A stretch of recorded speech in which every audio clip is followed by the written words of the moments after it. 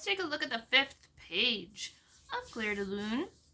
We're starting with measure 49. We're going to go over both the right and left hands since the parts are so enmeshed. We're going to start off. Our right hand will be playing E flat, and this is 3 E flats above middle C.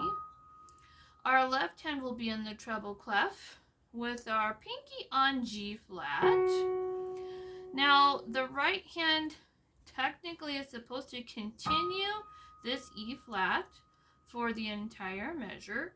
Again, you can probably, practically speaking, let your pedal do it, but you could hold it with your pinky even while you do some of the other notes. Besides that E flat at the top and the G flat at the bottom, which is also supposed to continue through the whole measure, it would be a little, you could continue it with your pinky, but you can let your pedal do it. The rest of the notes are all 16th notes. So let's start with our E flat and G flat with our pinkies.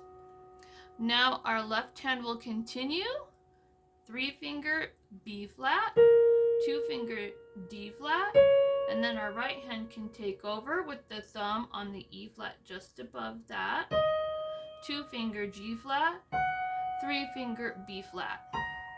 Now we're going to go back to the pinky on G flat below, then 3-finger B flat, 2-finger D flat again, right hand thumb on E flat, 2-finger G flat, and here's the only note that's different, 4-finger playing the C, and then left hand goes back to the G flat pinky, 3-finger B flat, 2-finger D flat, right hand thumb E flat, 2-finger G flat, 3-finger B flat.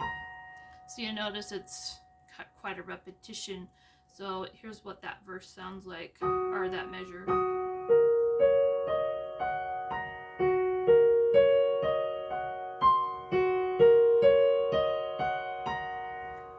Now, excuse me, the E flat with the right hand pinky is actually tied over the measure, but practically speaking, you might just play it again. Same goes for the G flat that the left hand was playing with the pinky. Measure 50 starts with the same notes, but this time only the left hand G flat is supposed to be continued for the whole measure. The right hand is only a dotted quarter note and is going to change some other notes soon. So that top melodic line will be a little bit different this time. But we'll start with the same notes, the E flat and G flat with the pinkies. Then the left hand will continue 4-finger A natural. 2-finger is going to go on to, D flat. Then right hand thumb E flat, 2-finger G flat, 3-finger A natural. Then 4-finger is going to play the D flat above that. That's another dotted quarter, while the left hand repeats the G flat with the pinky. And then left hand 4-finger A flat, 2-finger D flat, right hand thumb E flat, 2-finger G flat, 3-finger C flat, which of course is B, and then the pinky will play E flat above that at the same time.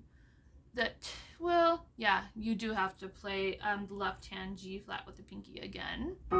It's part of 2 melodic lines. Then left hand 4-finger A flat, 2-finger D flat, right hand thumb E flat, 2-finger G flat, 3-finger A natural again. So this measure sounds like this.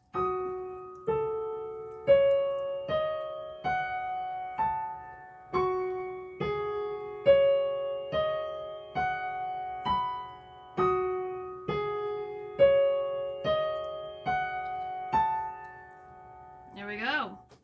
Now on to measure 51.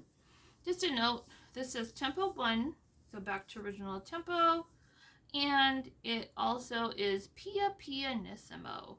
So while we may play louder while we're learning this, in the actual performance, it would be very quiet.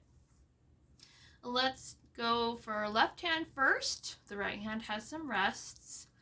The pinky will be on F. And the F is supposed to continue as a dotted half note, but it's also part of the middle melodic line, which is 16th notes again.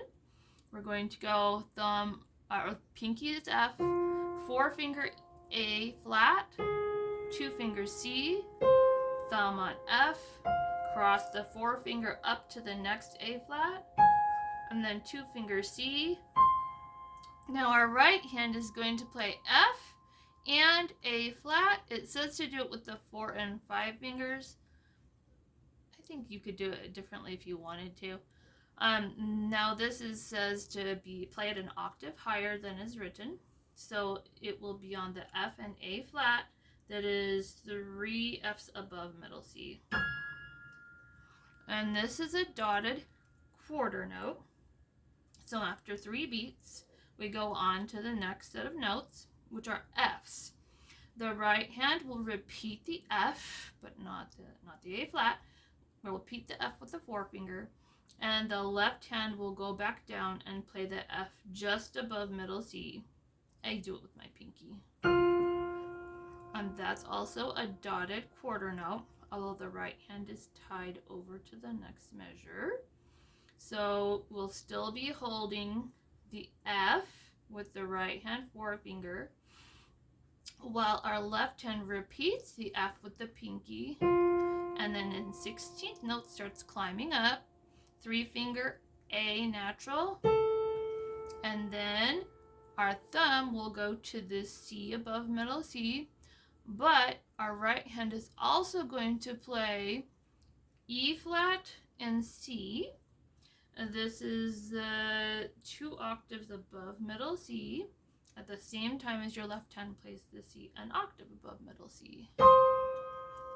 Then you hold the right hand because that's an 8th note, while the left hand continues on with the next 16th note, crossing the 3rd finger up to E flat. And then our right hand will play 2-finger D flat, 4-finger F. At the same time, our left hand 2-finger plays F. Now hold the right hand as it's another 8th note, while the left hand continues on to thumb on A natural. And then right hand will play thumb on C, 3-finger on E flat again, while the left hand does nothing, it has some rests. Now this right hand chord will continue for the rest of the measure, as it's a dotted half note. And after 3 beats, our left hand will play F down by middle C again. And this is a dotted quarter note. It gets held for the rest of the measure. So let me play measures 51 and 52 so you can hear what they sound like together. Oh.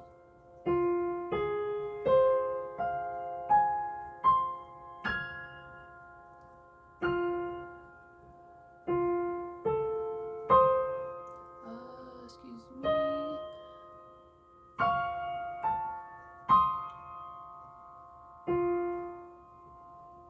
Very pretty. Let's go ahead to the next line, and then I think I'll end the video so it's not too long. Our right hand stays up above where it's been, continuing that C and E flat chord over into the next measure. The left hand goes back to the F just above middle C with the pinky, and it's going to do another run of 16th notes. So the right hand's still continuing that chord, while the left hand plays pinky on F, 4-finger A flat. Now the right hand will play 3-finger D flat, and it says 2 on the B flat. I think you could use your thumb if you wanted to. Right where it's at. And then the left hand is playing 3-finger B flat at the same time. Hold the right hand while the left hand goes on to 2-finger D flat. and then the right hand goes back to forefinger on E flat, and it says to use your thumb on the C. At the same time that your left hand thumb is playing F, and this is 2 F's above middle C. Hold the right hand chord while your left hand crosses your 2 finger up to A flat.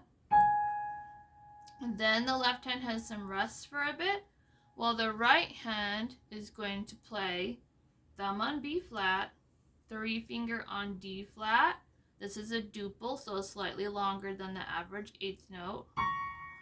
And then we're going to switch to 3 finger D flat, pinky on F. That's tied together, so the 2 duples are tied together, slightly longer than 8th note for each one. And then technically, let's see, we had the first duple, we have the next duple, and then it's tied to the third duple. Right when the third duple starts is when your left hand plays F again down by middle C, and that's after the 3 beats of rest that your left hand had. Then our right hand will continue to back to B flat with the 2 finger, and it wants 4 finger on the D flat. Now this is also tied over the measure, so we'll keep holding it while the left hand goes to pinky on E flat just above middle C, and hold the right hand while the left hand continues to 4 finger G flat, and then together left hand will play 3 finger A flat, and right hand will play thumb on A flat, 3 finger on C. Hold the right hand while the left hand plays 2 finger C, and then together left hand will play thumb on E flat, right hand will go back to 2 finger B flat, 4 finger D flat. Hold the right hand while the 2 finger on the left hand crosses up to G flat.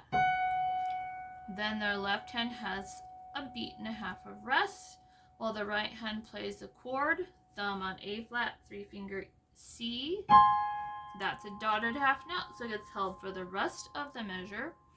And after 3 beats, the left hand will play 4 finger on E flat just above middle C. And that's a dotted quarter note, so it gets held for the rest of the measure. Let me play how these 2 measures sound, 53 and 54. The right hand is already playing this chord.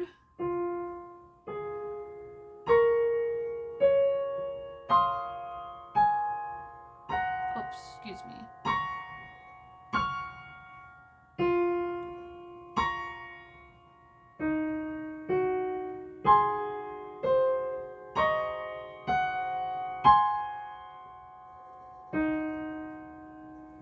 So that's the first 3 lines of the 5th